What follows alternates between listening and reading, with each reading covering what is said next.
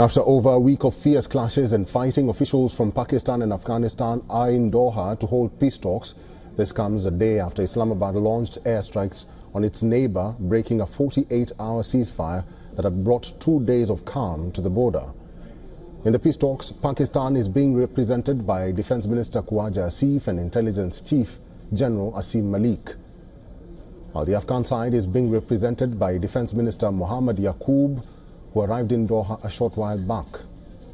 The 48-hour truce, which paused days of intense fighting, was declared broken when Pakistani airstrikes hit Afghanistan's eastern Paktika region. Afghan officials reported that at least 10 civilians died and 12 others were wounded, including 2 children. The civilian death toll also includes a shocking tragedy for Afghanistan's sports community. Afghanistan Cricket Board announced that 3 local cricketers who were there for a tournament were among those killed in the attack. In protest, the ACB has immediately withdrawn from upcoming Tri-Nation T20 International Series involving Pakistan.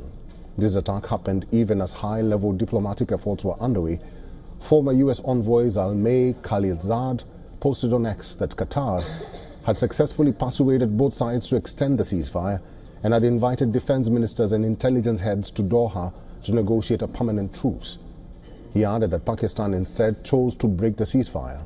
Pakistan's foreign ministry defended the strikes as self-defense, calling Afghan Taliban's actions unwarranted aggression.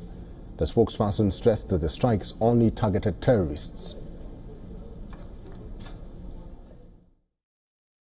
Pakistan, exercising its right of self-defense, not only effectively repulsed the assaults all along the border, but also inflicted heavy losses on Taliban forces and affiliated terrorist groups. Operating from the Afghan soil, these infrastructures were used to plan and facilitate terrorist attacks against Pakistan.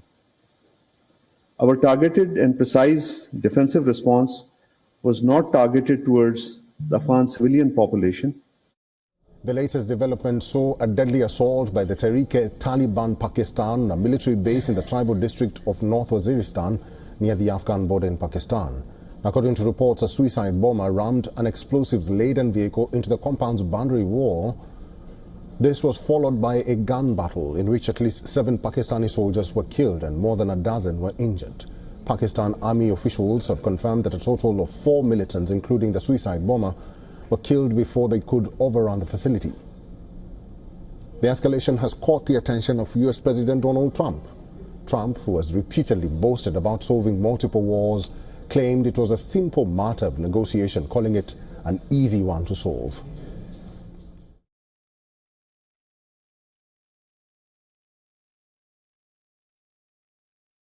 This is pretty much the last one, although I do understand that Pakistan attacked, or there is an attack going on with Afghanistan. That's an easy one for me to solve if I have to solve it.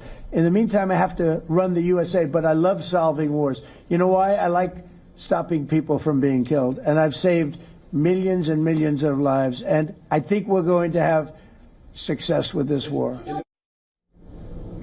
Lucio B. Pito III is a foreign policy and security analyst and research fellow at Asia Pacific Pathways to Progress Foundation.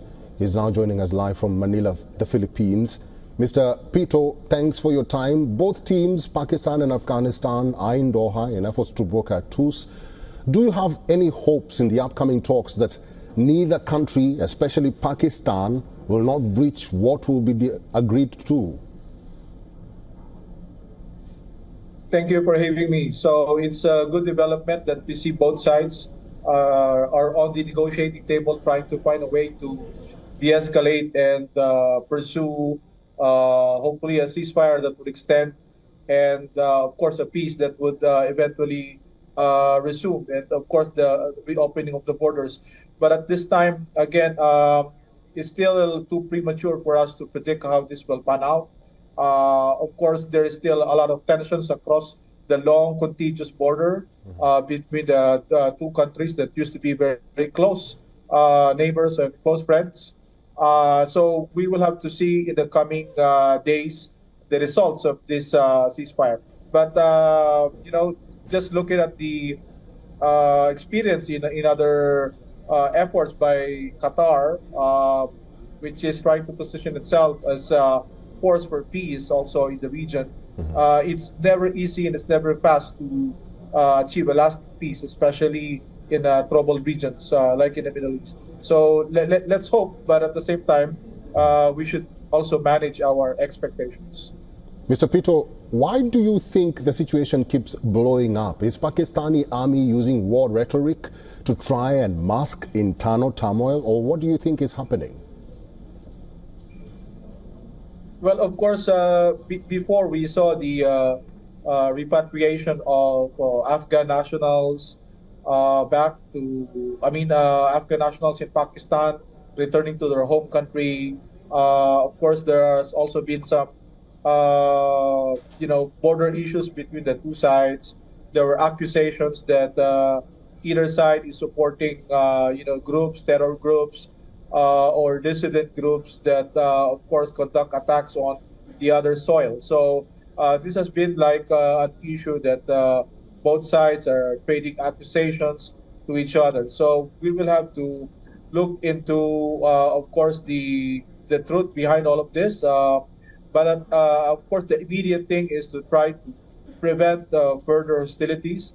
I think both sides recognize that they cannot afford the situation getting out of control, because it's a long border. And of course, there are also a lot of civilians, communities alongside this border. There are families, across the border that, they're either of the same tribe or extended clans. And so the prevention of further escalation is in the best interest of both sides. Mr. Trump says it is an easy war to solve. If so, why has he not gotten with it already? What is he afraid of, or what is he looking at? Of course, U.S., Trump is trying to position himself as the global peacemaker. We have seen those attempts in trying to end the war in Ukraine. Recently, we have seen it also in the Gaza, of course, the peace efforts there. There was the summit in Egypt. But as we all know, it's never easy to resolve long-standing conflict, especially in between Israel and Palestine. But I think because Afghanistan and Pakistan are traditionally very close neighbors and close friends, they're both Muslim countries. They have a long history of getting along, and so I think that probably is where Mr. President Trump is coming from, in terms of being able to resolve this problem as soon as possible. But again, we cannot afford the conflict to prolong, because as more casualties come, more body bags, more communities being shattered, I think the rift will only deepen. And so I think the urgent need to de-escalate and to pause, recriminations, the better. And so I think, given President Trump's interest to work out a plan, for peace between these two neighbors, I think the international community should be behind it. Pakistan, if we can recall, had nominated, I think, Trump before for the Nobel Peace Prize. And so I think there's a well of goodwill between Islamabad and Washington.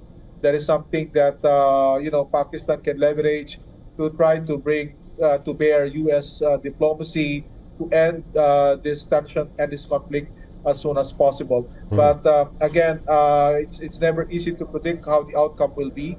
But again, any effort by, especially in this case, a major power to intervene in the pursuit of peace is something that all countries, including India, the neighboring countries of Pakistan and Afghanistan, should welcome. All right, Mr. Lucio Pito, thank you very much for your time and for talking to WION World is One today.